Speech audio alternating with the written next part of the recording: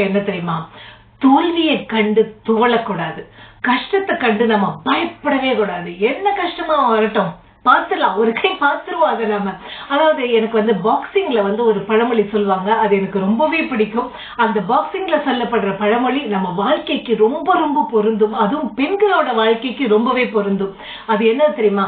பாக்ஸிங்ல அதாவது கீழே விழறது தோல்வியோட அறிகுறி கிடையாது. கீழே விழலாம், எத்தனை வாட்டி வேணா கீழே விழலாம், அது தோல்வியோட அறிகுறி இல்ல.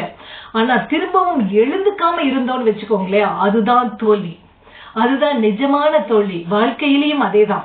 தோல்வி கஷ்டம் நம்ம எத்தனை வாட்டி கீழே விழுந்தாலும் பரவாயில்ல, அது ஒரு தோல்வியே கிடையாது. அதுக்காக பயந்துகிட்டு ஐயோ நான் இந்த வேலையை ஆரம்பிச்சாலே எனக்கு தோல்வி வந்துடும், அதாவது தோல்வியை கண்டு பயம் அப்படிவாங்க, ஃபியர் ஆஃப் ஃபெயிலியர் அப்படின்னு சொல்லுவாங்க. அதை அந்த ஃபியர் ஆஃப் ஃபெயிலியர் மட்டும் வரவே கூடாது. அந்த பயம் மட்டும் வந்துச்சுன்னா நம்ம புதுசா எதையுமே பயந்துகிட்டே பண்ண மாட்டோம். ஐயோ நம்ம செஞ்சாலே சரி வராது, இது நம்ம பண்ணாலே சரி வராது, இந்த பிசினஸா தொட்டோம்னாலே அது ஒரு மாதிரி இதுவா போயிடும், போட்ட காசெல்லாம் போயிடும் அப்படின்ற நெகட்டிவ் தாட்டோடயே நம்ம அதை போய் தொடுவோம்.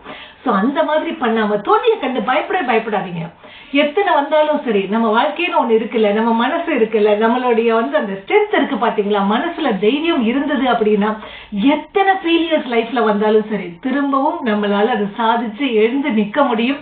அந்த சக்தியை உங்க மனசு கொடுக்கும்.